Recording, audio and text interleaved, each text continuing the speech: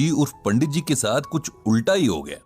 जहां लोग आमतौर पर रिटायरमेंट के बाद समय काटने के लिए वो सारे काम करने लगते हैं जिनसे जिंदगी भर वो बचते रहे थे, जैसे कि सुबह शाम घूमने जाना, आस पड़ोस में दोस्त बनाना, पौधों में पानी डालना वगैरह वगैरह, लेकिन पंडित जी का हाल कुछ उल्टा ही था। उनके पास उनका गीता ज्ञान का ब्लॉग था, जिसके जरिए उन्होंने जाने कितने लोगों से दोस्ती कर ली थी। उनकी कंप्यूटर स्क्रीन की एक छोटी सी खिड़की थी जिससे वे सारी दुनिया को देख सकते थे, अपनी बातें कह सकते थे, दूसरों की सुन सकते थे। इस एज में अपना सीखा दूसरों को बांटने की और दूसरों से सीखने की उनकी भूख ही पंडित जी को कभी पता नहीं चलने देती थी कि अब धीरे धीरे बुढ़ापा उनकी हड्डियों पर हावी हो रहा है। जिंदगी धीरे धीरे रेत की तरह मुट्ठी से फिसल रही थी। नमस्कार दोस्तों, आप सुन रहे हैं गीता ज्ञान कुकू एफएम पर। और अब आगे की बात।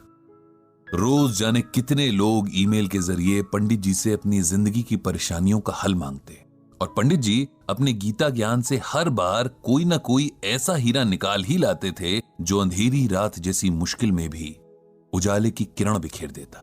लेकिन कई बार दूर के लोगों को समझाना आसान होता है, अपने आसपास के लोगों को बिल्कुल नहीं, क्योंकि तब आप भी उनके दुख में दुखी होते हैं और तब उनके साथ आपको खुद को भी समझना होता है, जो कि दुनिया का सबसे मुश्किल काम है। पंडित जी भी कल रात से ऐसे ही एक डिलेमा में फंसे हैं। उनके बहुत खास दोस्त रविकांत दुख की नदी में डूब रहे हैं और पंडित जी को समझ नहीं आ रहा है कि कैसे अपने दोस्त को डूबने से बचाएं। क्या कहें ऐसा कि उनके मन को हिम्मत मिले। कहने जाते भी हैं तो अपना ही गला रुआंसा हो जाता है। रह रह कर बस पुराने वक्त की यादें आंखों के आगे आ जाती हैं, यादें जिनमें वे खुद हैं, उनकी पत्नी है रविकांत हैं और रविकांत की पत्नी रश्मि है, जो कल अचानक से उनके दोस्त को अलविदा कहकर अनंत की यात्रा पर निकल गई हैं और पीछे छोड़ गई हैं उनके दोस्त को, जिसके बारे में तमाम मित्र मंडली मजाक बनाती थी कि वो तो किसी के सपने में भी बिना रश्मि के नहीं जाता। रश्मि और रविकांत की कहानी याद करके पंडित जी बार बार भावुक हो जाते हैं। कुछ 40 बरस पहले नई नई शादी करके ये दोनों इस मोहल्ले में किराए का मकान लेकर रहने आए थे। दोनों ही बैंक में काम करते थे और कुछ काम की व्यस्तता तो कुछ नए होने के संकोच के कारण मोहल्ले के कम ही लोगों से उनकी जान पहचान हो पाई थी। पंडित जी के दोनों बेटे तब बहुत छोटे थे और रविकांत से पहले उनकी दोस्ती उन दोनों से हुई थी। शायद इसका कारण रविकांत का बच्चों से बहुत प्रेम करना रहा हो। धीरे धीरे बच्चों की ये दोस्ती उनके माँ बाप तक पहुंची और ये चारों भी आपस में बहुत अच्छे दोस्त बन गए।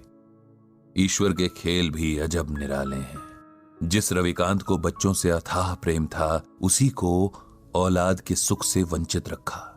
पंडित जी की पत्नी के साथ रश्मि ने जाने कितने डॉक्टर्स के चक्कर लगाए, कितने मंदिरों में माथा टेका, जाने कितने दिन भूखे रहकर व्रत उपवास किए, लेकिन औलाद भाग्य में नहीं थी, सो नहीं मिली। रविकांत ने कभी भी रश्मि के आगे ये जाहिर नहीं होने दिया कि संतान ना होने का उन्हें कोई दुख है, बल्कि वे तो रश्मि को समझाते रहते कि उसे सच को स्वीकार कर लेना चाहिए और एक कमी के पीछे जीवन की बाकी खुशियों को नजरअंदाज नहीं करना चाहिए। हालांकि रश्मि को यह मलाल सदा रहा कि वो मां नहीं बन सकी और वो हमेशा अपनी ममता पंडित जी के दोनों बेटों पर लुटाती रही। समय के साथ दोनों परिवारों की दोस्ती और मजबूत होती गई और हर सुख दुख एक दूसरे के सहारे आराम से निभता रहा। उन दोनों में अलग तरह का प्रेम और समर्पण भाव था। दोनों जहां जाते साथ जाते, यहां तक कि सब्जी लेने भी उनकी पसंद और नापसंद हैरान करने की हद तक एक थी। उनका स्वभाव भी एक जैसा, ऐसा लगता था कि जैसे दोनों की ही पर्सनालिटी एक ही रंग से लिखी गई थी। उनके मन एक ही सांचे में ढाले गए थे। एक दूजे के बिना उन दोनों की कल्पना भी नहीं हो सकती थी।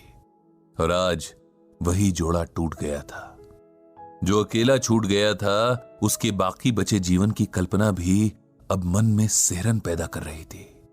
किसी तरह बड़ी मुश्किल से रविकांत को सहारा देकर उन्होंने अंतिम क्रिया से जुड़ी विधियां करवाई थी।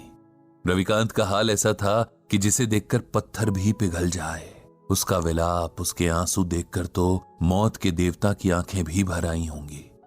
कभी मजाक में शायद रश्मि ने रविकांत से कहा होगा कि अंत समय में उन्हें गंगा किनारे जलाया जाए और उनकी अस्थियां मां गंगा की गोद में बहाई जाएं। सो उनकी इसी इच्छा का सम्मान करते हुए रविकांत ने पंडित जी से रश्मि को हरिद्वार ले जाने की बात कही और इंतजाम करने का अनुरोध किया। हरिद्वार के पूरे रास्ते जैसे रविकांत बेसुध थे। उन्हें देखकर ऐसा लग रहा था कि मानो ये दुख में डूब जाना चाहते हैं। न उनके उबरने की शक्ति बची थी और न ही इच्छा। रविकांत को कुछ होश नहीं था कि कब लोगों ने जबरदस्ती उनसे अंतिम क्रिया की रस्में करवाई और कब उन्होंने किसी और के सहारे से खड़े होकर रश्मि को अंतिम विदा देकर अग्नि के हवाले कर दिया। उनकी नजरों के सामने बस राख थी, ठंडी और बेजान। इधर अंतिम संस्कार के साथ आए लोगों के लिए पंडित जी ने नाश्ते का इंतजाम करवा दिया था। सब उधर बिजी थे और रविकांत अकेले एक बेंच पर बैठे जाने दुख के कितने गहरे समंदर में डूबे जा रहे थे। दूर खड़े पंडित जी ये सब देख रहे थे। उन्होंने तय किया कि उन्हें रविकांत को इस सदमे से बाहर लाना ही होगा, उन्हें सच को स्वीकार करने का हौसला देना ही होगा, क्योंकि अगर यह अभी न हुआ तो कभी नहीं हो सकेगा। रविकांत के पास जाकर उन्होंने धीरे से उसके कंधे पर हाथ रखा और ऊंची आवाज में भगवद गीता का ये श्लोक पढ़ा। नैनम छिंदन्ति शस्त्राणि नैनम दहति पावकः न चैनम क्लेदयन्त्यापो न शोष्यति मारुतः। जानते हो रविकांत, इस श्लोक का अर्थ क्या है? श्लोक का अर्थ है, आत्मा को न औजार काट सकते हैं, न आग उसे जला सकती है, न पानी उसे भिगो सकता है, न हवा उसे सुखा सकती है। आत्मा अजर और अमर है।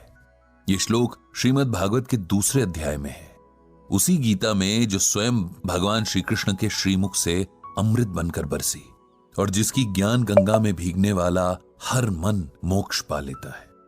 रविकांत का ध्यान आज सुनी हुई सारी बातों में बस इसी बात ने थोड़ा सा उसकी ओर खींचा। उन्होंने पंडित जी से पूछा कि उनके सुनाए श्लोक का यहां क्या मतलब है, क्या संबंध है?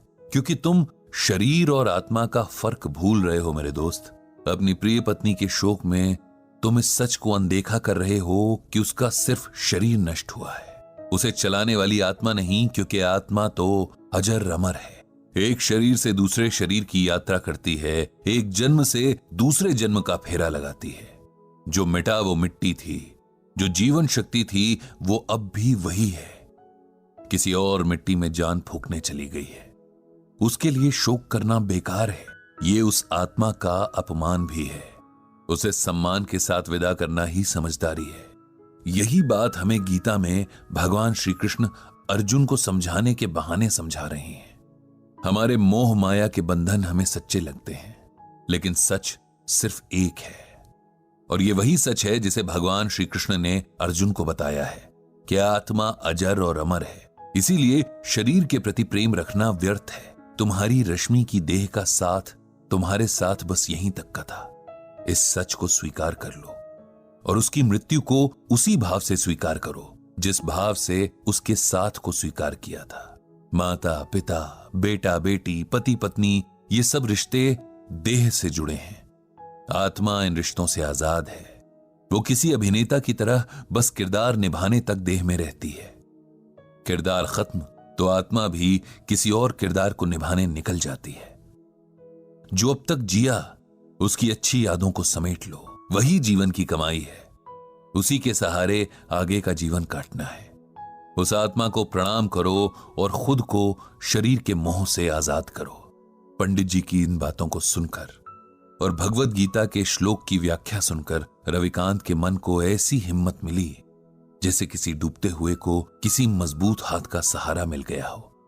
जीवन के लिखे को स्वीकार करने की प्रेरणा ने जैसे उसके डगमगाते कदमों में ताकत भर दी थी। उसने तय किया कि अपनी मर चुकी पत्नी की यादों को सम्मान देते हुए अब उसकी मृत्यु की सच्चाई को भी सम्मान देगा और साथ ही और भी गहराई से श्रीमद् भगवद गीता के ज्ञान को समझेगा। इधर खुद पंडित जी का मन भी अब शांत हो गया था। उन्होंने मन ही मन श्रीमद् भगवद गीता और भगवान श्री कृष्ण को प्रणाम किया। उनको धन्यवाद दिया कि उन्होंने गीता के रूप में मनुष्य के लिए हर मुश्किल परिस्थिति का हल पहले से ही बता दिया है, बस उसे ढूंढने और समझने की जरूरत है।